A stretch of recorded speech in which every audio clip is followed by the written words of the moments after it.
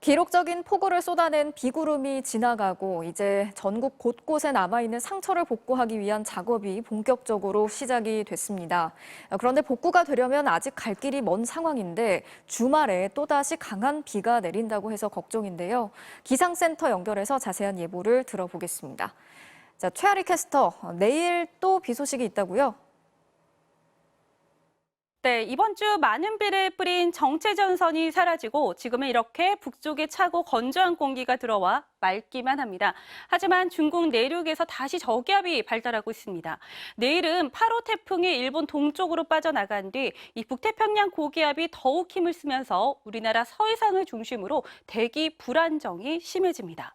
이 자세한 비구름 예측을 보시면요. 이 비는 내일 오전 서울 등 수도권을 시작으로 오후에는 동해안을 제외한 대부분 지방으로 확대됩니다. 이 빗줄기는 특히 오후부터 강해지겠는데요. 일요일 오전까지 서울 등 수도권과 영서 또 충청 북부를 중심으로는 벼락과 돌풍을 동반한 시간당 30mm의 장대비가 쏟아지겠습니다. 내일부터 모레까지 총 예상 강우량은 수도권에 최고 120mm 이상, 강원 영서와 충청 북부에 30에서 80, 충청 남부와 경북 북부에 20에서 60mm가량이고요. 영동 지방과 남부 지방 비의 양은 상대적으로 많지 않습니다. 하지만 광복절인 월요일부터 또다시 지난번만큼의 강한 폭우구름이 몰려올 것으로 보입니다. 비는 월요일에 수도권과 영서를 시작으로 화요일에는 전국으로 확대가 되겠는데요. 이미 많은 비가 내린 만큼 추가 피해가 나지 않도록 조심 또 조심하셔야겠습니다. 지금까지 기상센터였습니다. 서울 서초동에서 맨홀에 빠져 실종됐던 50대 여성의 시신이 발견이 되면서 이번 집중호우로 인한 사망자는 모두 13명으로 늘었고 실종자는 6명으로 집계가 됐습니다. 서울시가 맨홀에 빠지는 사고를 방지하기 위해서 추락 방지 시설을 시범적으로 설치하기로 했습니다. 김세영 기자가 취재했습니다. 서울 동작역 인근의 반포천. 연일 이어진 폭우로 범람한 하천 옆에 나무들이 쓰러져 있습니다. 평소엔 자전거와 보행자들이 다니는 곳이지만 아직 통행이 차단돼 있습니다. 어젯밤 이 일대에서 수색 작업을 하던 구조대원들이 나흘 전 서초동에서 맨홀에 빠져 실종됐던 50대 여성을 찾아냈습니다. 실종됐던 여성은 사고 지점에서 직선 거리로 약 4.5km 떨어진 이곳 나뭇가지 사이에서 숨진 채 발견됐습니다. 맨홀에 빠진 남매는 지하 우수관을 따라 한강 방향으로 떠내려갔습니다. 사고 지점에서 직선으로 1.5km 떨어진 곳에서 남성이 먼저 수습됐고 이어 4.5km 떨어진 지점에서 여성이 발견된 겁니다. 남성의 시신은 다른 우수관과 합류하는 지점에서 발견됐지만 여성은 우수관이 끝나는 지점에서 2.6km를 더 흘러갔습니다. 무게도 있고 절려가지고 그래서 발견된 부분이고 여자분은 아무래도 몸무게고 이제 가볍게 하다 보니까 더 이렇게 휩쓸려가지고 숨진 남매 이동 경로에 설치된 대형 맨홀만 16개로 파악됐는데 소방당국은 배수구 아래가 물로 가득 차면 수압이 맨홀 뚜껑을 들어올릴 만큼 강해져 사람이 빨려 들어갈 수 있다고 설명했습니다. 서울시는 이 같은 사고를 막기 위해 맨홀 뚜껑 아래 그물이나 철 구조물 같은 추락 방지 시설을 시범 설치하기로 했습니다. 서울 강남의 지하주차장에서 실종된 또 다른 남성에 대해서도 수색 작업이 진행되고 있습니다. 관리실이 물에 잠겨서 현재 CCTV 확인은 좀 못하고 있는 상황이고요. 지하 3층이 배수가 다 완료가 되면은 저희 구조대를 투입해서 인명 검색을. 정부는 이번 호우로 인한 사망자는 13명, 실종자는 6명으로 공식 집계했습니다. 하지만 경기 양주시에서 급류에 휩쓸려 실종된 80대 여성이 사흘 만에 숨진 채 발견되는 등 피해 규모는 더 늘어날 수 있습니다. MBC 뉴스 김세영입니다. 강원도 횡성에서는 집중호우 기간에 산사태가 잇따르면서 인명피해까지 발생했죠. 이 피해가 컸던 현장을 살펴봤더니 피해 지역 위쪽에 어김없이 개발 행위가 이뤄지고 있었습니다. 권기만 기자가 현장 취재했습니다. 지난 화요일 한낮, 산에서 갑자기 흙더미가 쏟아져 주택을 덮쳤습니다. 집에 있던 70대 남성은 4시간 만에 숨진 채 발견됐습니다. 하늘에서 바라본 사고 현장. 어디가 집이고 어디가 밭인지 구분이 불가능한 상태. 그런데 산사태 현장 위쪽으로 3년 전 준공된 태양광 발전소가 보입니다. 태양광 발전소 경계에서 토사가 쏟아지기 시작해 주택을 덮친 게 뚜렷하게 확인됩니다. 이번 산사태에 쓸려 내려온 흙더미 속에는 인근 태양광 발전소 경계에 설치돼 있던 이 철제 울타리가 곳곳에서 발견되고 있습니다. 주민들도 이번 산사태의 원인으로 이 발전소를 지목하고 있습니다. 70년을 살면서도 이렇게 산사태가 나가지고 이런 그 집이 묵히고 이런 건 처음이거든. 주민들이 보기에는 태양광을 저렇게 해놓고 태양광 쪽에서 흘러내렸으니까 그거 아니냐. 산사태로 마을 전체가 고립됐던 또 다른 피해 현장. 토사가 무너져 내린 자리 양옆으로 계단식으로 털을 닦아 만든 집터와 밭, 이동식 농막들이 보입니다. 피해 주민들은 급경사지에 무리하게 집터와 밭을 조성해 많은 비가 내리면 산사태가 날 수밖에 없었다고 주장합니다. 이 정상까지가 이런 식으로 돼 있어요. 그래서 컨테이너도 놓여 있고 그다음에는 뭐 농사도 안 지면서 그냥 이렇게 토만 닦아 놓은 데들이 많고. 산림청은 산사태 위험이 높은 곳을 산사태 취약지역으로 지정해 관리하지만 두 현장 모두 취약지로 지정되지 않았습니다.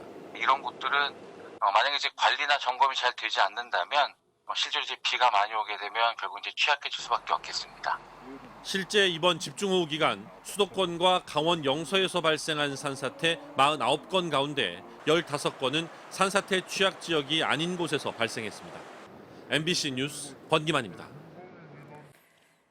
이번 집중호우로 시간당 60mm의 폭우가 쏟아진 충남 지역에서는 농경지 침수 피해도 잇따랐습니다. 추석 대목을 앞두고 한 해 농사를 망쳐버린 농민들의 한숨이 깊어지고 있는데요. 여기에 또다시 비가 온다는 소식이 전해지면서 복구할 엄두조차 내지 못하고 있습니다. 김태욱 기자가 전해드리겠습니다.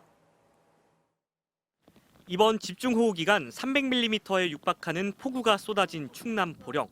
어제 거대한 저수지로 변했던 논을 다시 찾았습니다. 비가 그친 지 하루가 지났지만 벼들은 아직도 흙탕물에 잠겨 있고요. 농로마저 끊기면서 어떻게 손을 쓸 수가 없는 상황입니다. 그나마 물 위로 고개를 내민 벼는 흙으로 뒤범벅이 됐고 여물어야 할 벽시는 물을 잔뜩 머금은 채 썩기 시작했습니다. 비료값 올랐지, 농약값 올랐지, 인건비 올랐지, 또 이렇게까지 침수가 돼가지고 답답하고 갑갑하고 속상한 마음이 그지 없습니다. 많은 비가 왔던 부여의 멜론 농가.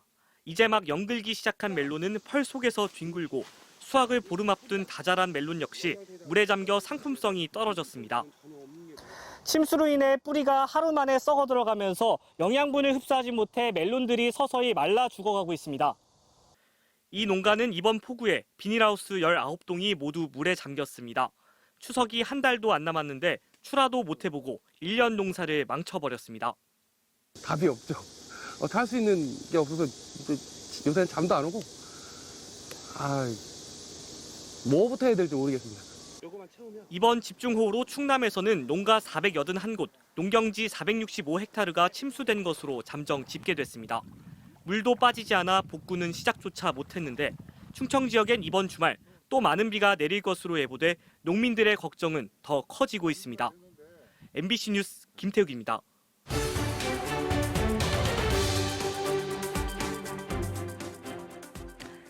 시간당 100mm가 넘는 극단적인 폭우에 서울은 또다시 물에 잠겼고 많은 시민들이 목숨을 잃었습니다. 이런 피해를 예방할 수 있는 대안으로 빗물 터널 건설 같은 대책이 쏟아지고 있는데 이게 실제로 효과가 있을지, 기후 변화로 인해서 이렇게 갈수록 거칠어지고 있는 폭우로부터 시민들을 지킬 수 있는 방법은 뭔지 류현준 기자가 집중 취재했습니다. 커다란 배수관을 타고 나온 물이 세차게에 쏟아집니다. 최근 양천구 일대에 내렸던 빗물을 받아뒀다 빼내고 있는 겁니다. 이곳은 서울 양천구의 한 배수시설입니다. 40m 아래 터널에 폭우 때 모아둔 빗물 22만 톤가량을 쏟아내고 있습니다. 이곳 지하 40m에는 빗물을 받아두는 대심도 터널이 있습니다.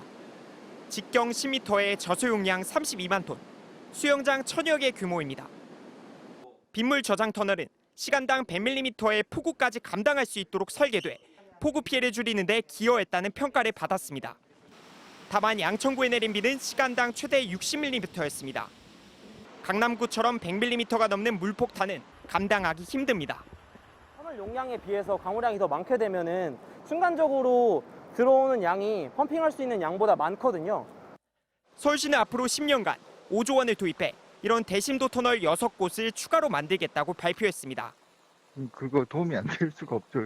기후변화에는 쉽게 얘기하면은 비용이 따라요. 그러나 대심도 터널만으로는 갈수록 강해지는 폭우를 막는 데는 한계가 있다는 반론도 있습니다. 100mm까지의 강우에 대해서는 안전할지 모르겠으나 기후 변화 때문에 그보다 더 많이 오는 것을 예측할 수가 있는데 그러면 있으라마나 하는 것이 아니겠는가. 배수시설 확충만큼 중요한 것이 또 있다는 말입니다. 서울은 빽빽한 고밀도 개발로 갈수록 고층 건물이 급증하고 바닥은 콘크리트와 아스팔트로 뒤덮였습니다. 빗물이 땅으로 스며들지 못하는 불투수층이 늘고 있는데 지금은 이런 곳이 서울의 절반에 달합니다. 이번 폭우로 급류가 질주하는 강남 도심의 모습입니다. 불투수층 때문에 땅으로 스며들지 못한 빗물이 한꺼번에 낮은 곳으로 몰리며 피해가 더 커졌습니다. 고밀도 개발 과정에서 만든 녹지도 실상은 겉으로만 푸른 경우가 많습니다. 이곳은 풀과 나무가 자라고 있는 도심 속 녹지처럼 보입니다. 하지만 이 지하 내부는 어떤 모습일까요? 흙으로 채워져 있을 것이란 예상과 달리 보시다시피 이곳은 천장이 막혀 있는 주차장입니다. 점점 더 고밀 개발을 추구를 하려고 정책을 펼치잖아요. 지금과 같은 상태의 호우에서는 더 많은 피해를 가져올 가능성이 높아지는 거죠. 배수로를 확충하고 빗물을 흡수하는 투수층 확보 등 토목공학적 해법만큼 중요한 건 또 있습니다. 반지하 참사에서 드러났듯 취약한 주거 환경을 개선할 수 있는 지속적인 사회적 투자가 꼭 필요합니다. MBC 뉴스 류현준입니다.